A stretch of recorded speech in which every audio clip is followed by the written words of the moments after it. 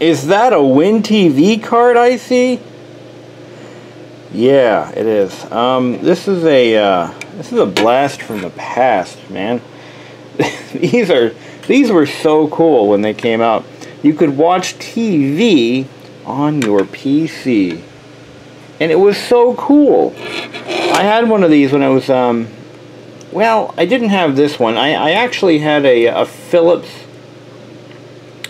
It was like a webcam and TV tuner package, and it used a proprietary interface for the camera, but it was the coolest thing ever, and it was so unreliable.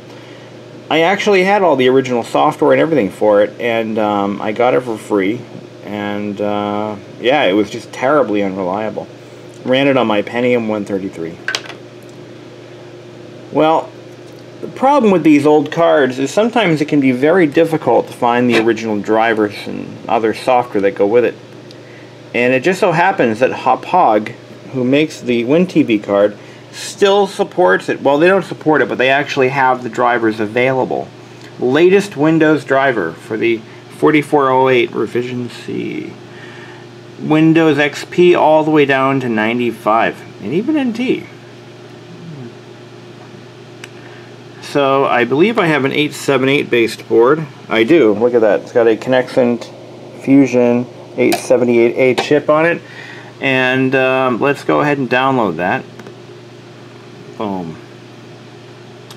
We're also going to use WinTV 2000 application with this driver. WinTV board set to DVD, TVD HD, and TVD PVR. Okay, we're going to need the application too, and that's right there on a link. I mean, it's so rare for a company to offer that level of support. But we're going to see if it works. Now, last time you saw this computer, it was a little bit different. For starters, I had a crappy keyboard from the modern day, adapted to a 5-pin DIN port. But what I ended up finding at Savers a couple weeks ago is what could potentially be, and I have a suspicion that this is in fact the original keyboard from this computer. It kind of makes sense. This keyboard was manufactured around the same time this computer was, in late 1997. And I found it in the Savers keyboard pile. Must have been, you know, delayed in getting it out onto the floor. But this is a Mitsumi keyboard. These were like the industry standard keyboard for system builders. You know, your average computer shop, custom computer shop, when they sell you a PC, they're going to give you a keyboard and mouse, and usually you'd get a Mitsumi keyboard and mouse. They were pretty good quality products for the time, and I also found this brand new in-box mouse systems from 1998, computer mouse. This is a serial PS2 mouse with a mouse pad, brand new in box. So I went ahead and installed those items because why not? So let's go ahead and pull this computer out of its cubby and take it apart and see if we can cram that sucker inside. That was totally not. What we really need right now is a little more light. Okay. Oh yeah, and a screwdriver.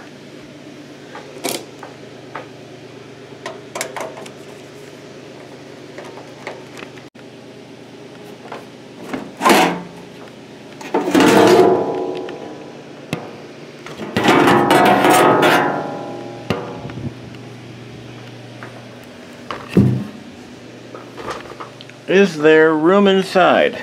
It's not looking good. I might have to take something out. Possibly the modem that'll never get used. Let's see. Yeah, I got one PCI slot. And that's it. That sucks, man. Well, I guess I don't need the modem. I mean, let's be really honest here. When am I ever going to need a modem? I just wanted it in there originally because of historical purposes. But I guess we can put it aside for now. This is a, what kind of modem is this anyway? It's a US Robotics Courier. The V.Everything. These were great when they came out. They worked with every, I believe they worked with every modem protocol around. That was the whole thing about the V.Everything. You'll notice that this slot is lined up so that it can be used. It's a pretty important piece here. Pay attention. This slot can be used for either one 16-bit or 8-bit ISA or one 32-bit PCI adapter. And that's how a lot of these older boards were made. They had a few combination slots. You had a choice. A very important choice to make regarding the usage of that slot, because you couldn't use them simultaneously, obviously.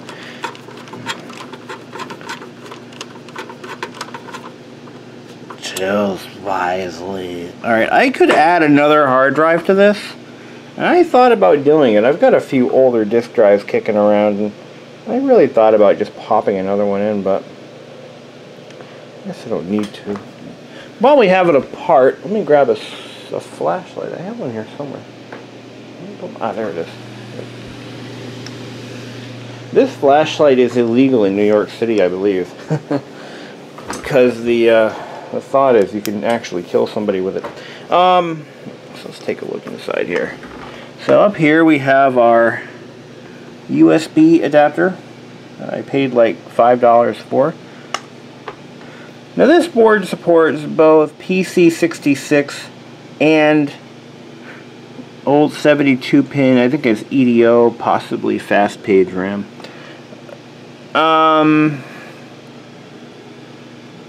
No, that would be EDO. Yeah, they wouldn't have used fast page back then. There's our CPU cooler. This machine still hasn't been cleaned out. I still have to do that. I gotta hook up my air compressor and do the deed, get it done, get it clean. Look at that, it's gross in there, man. Got one hard drive bay used, one hard drive bay empty. What do I have for power? I guess I probably don't have much, but yeah. And notice how the CPU cooler is actually powered directly off the power supply.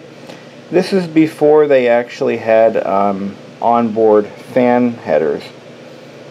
That was actually a thing. I think it wasn't until like Pentium 2 came out that you started seeing logic boards with built-in fan headers, 3-pin headers, or yeah, they were usually 3-pin. Oh, it just hit me that this board is designed to fit both an ATX and an AT case. You'll notice, and I think I covered this in a previous video, that you'll see an ATX power supply connector right there, but it's actually powered off the AT power supply connectors. And those are right here. It's two connectors side by side. And the way you connect those is you put the grounds together. That's how you know you've got them in right. Okay, I'm going to put the cover back on. See what happens. I also want to point out that this CDRW drive from 1998 still works. It took me forever to find this, but a coworker of mine was cleaning out his garage, and he had a caseload of, random CDs. And he actually found me an original copy of the OEM version of Adaptec Easy CD Creator. The one that was unlocked. You could run it on anything, no license code or anything needed. And it would work with just about any CD drive that you had. So I now have that fully functioning. And by the way, I rebuilt this machine already. I got a copy of Windows 98 with a proper license code that came with the disk. Windows 98 2nd edition. So I have that running on it now. This was a first edition machine for as long as I've owned it, but it's now running Windows 98 2nd edition. And I decided to do that because I had been uninstalling and installing and trying out all kinds of software on it. So the thing was loaded with erroneous registry entries because the uninstallers back then didn't do a very good job of cleaning up after themselves. So you usually wound up with a ton of garbage. And rather than weed through it all, I decided to just start from square one with an updated version of Windows 98. And I'm going to mention this real quick. For those of you who ask me about putting Linux on it or Windows XP, you are truly missing the point of building a Windows 98 machine. Alright, so the point is right here, and you're somewhere downstairs or possibly even in the parking lot out there. So yeah, you missed the point, get it? Kind of try to make a point. So I gotta put the machine back and hook it up. Okay, we're now burning that CD. Let's go ahead and turn on our PC. Oh, I forgot to, I don't know why I just shut it off. It wasn't necessary. I wanted to hook up my, my zip drive. I'll do that later. Alright, as a video source for testing, we're using the Apple IIGS. I mean, the 2C. God, I'm really losing it. Using the Apple IIC. And where's my software for the 2C?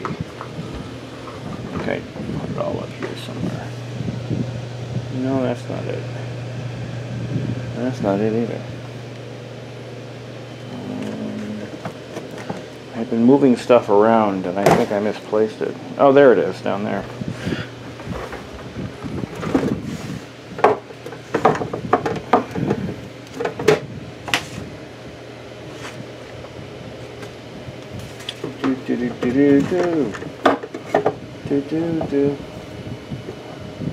And I got Wheel of Fortune. We're going to use this as a composite video input or output signal. Get this joystick out of the way. I'm going to start paring things down soon. I'm actually going to be selling my 2C, I think, and keeping the 2GS. I don't know. Something I've entertained. Oh, there's Oregon Trail already in there. It didn't pop out, so I didn't know it was there. Alright, let's put this back in there. Sweet. I have too much junk. I know. It's entirely possible, and it's annoying as hell. Because what do you get rid of? What do you keep? What do you get rid of? But I do have too much stuff, and it's getting crazy. So we're going to turn this on. That way we have a video signal at the ready, and I've got my driver disc right here. We're going to just put a label on that. I found myself with a bunch of random CDs kicking around, and I didn't know what any of them were. It took me a while to figure it out, but I noticed most of them were just junk. Let me see, I'm going to write this down here.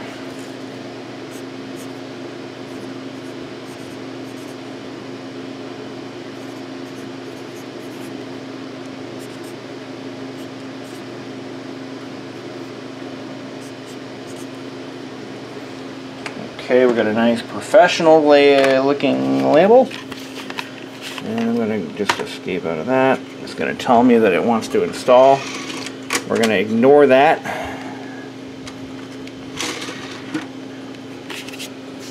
It's hard to tell what devices want the card installed first and which ones want it installed after. But the real golden rule here is you want to cancel and don't let Windows try to install anything for you because, well, that just ain't going to work out for you. Alright. Someday I'm going to show you guys this piece of wonderful software. This is an advanced system diagnostics tool that I got when I worked at a computer shop in 2002. 2001. It was that long ago. Yeah. Alright. Here we go. This the driver or the application? This is the driver. Here we go.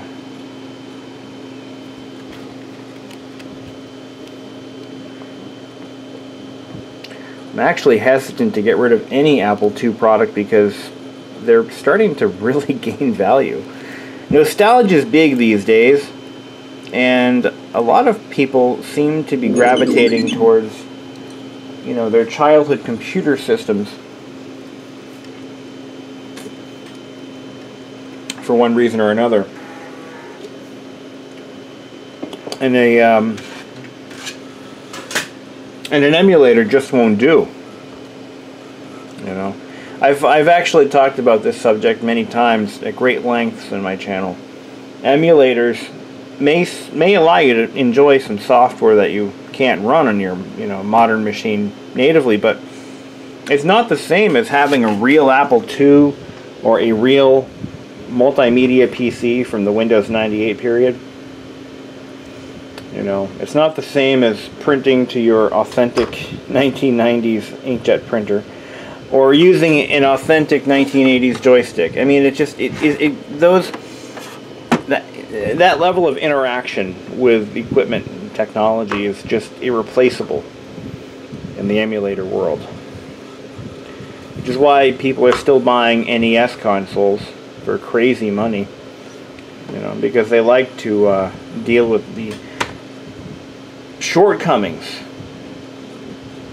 that the NES console had. You know, it brings authenticity to the experience. Driver found.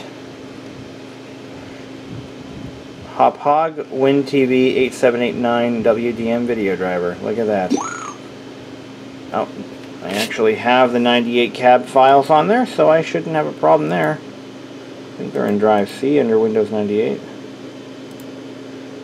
Win 98. Oh, there it is. There we go.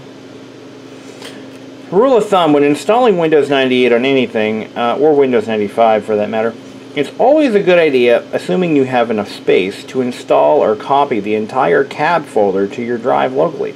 This way you're not fishing for the CD when it comes time to install another application or hardware or whatever you might be doing. Whenever you install another printer or whatever you may be doing.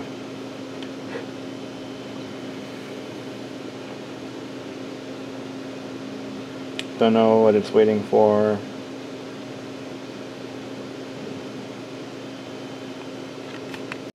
I love Craigslist.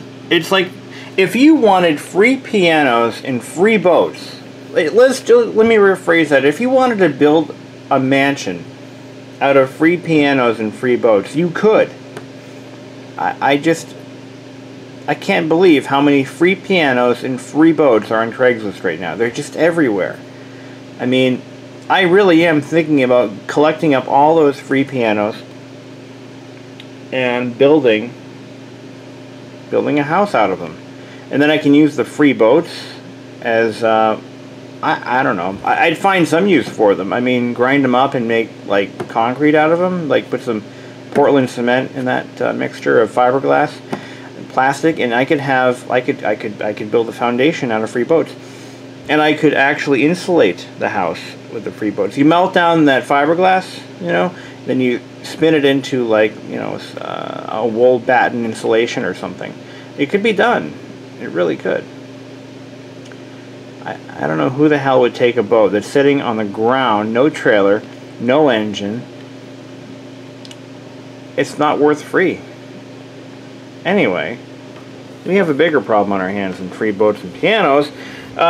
This machine keeps locking up on me. It doesn't like that card. Could be an IRQ conflict. I don't know. It's pretty damn serious though, because it keeps locking up. It won't boot. It won't start. It won't start up, and I don't know why. It could be defective. It could be trying to initialize. I don't fucking know. All I know is it's not going to happen. The machine just locks right up, and now it won't even get past the BIOS screen. I mean, what does that tell you? There's a problem.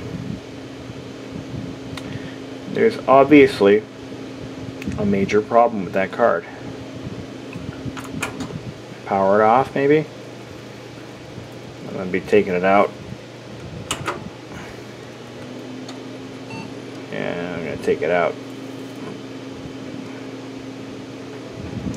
What else can I do? Yeah, just freeze. Freezes right up. Cold. Well, that was a waste of time. Join me next week. Oh, that's too bad. I was hoping that would work. I really was. I had high hopes, man. I had high hopes. I had high apple pie in the sky hopes that that card would work. Well, hey, there's always free boats. Let's take a look. I wonder how many free pianos are on there. Let's see. Free stuff. Piano. Free piano. Go. There's 1, 2, 3, 4, 5. And it's the same. 6, 7, 8, 9. This one will pay you $25. 10, 11, 12, 13. Nope, 12. That's the same. 13, 14, 15, 16. 16 free pianos in my area. Are you fucking kidding me? Well, this one's pretty cool. Look at that. Kimball Chicago free baby grand piano. Look at that. It was a spinette. It looks like a spinette. No, it's a free. It's a. Did I? It's a grand piano, a baby grand. That's not a spinette. But damn, look at all these free pianos. This one, some asshole painted white. And you can't believe they would do that. There's a good one right there. Look at these. Look at these things. These are all like. These are player pianos. Look at that. There's a. Probably this is the only one that has any real value to it. Upright piano and bench. This one's actually kind of nice. I wish I had room for a piano. I'd take one just to have it. 3 broken keys. I like that nice carving there. That's pretty nice. Look at that.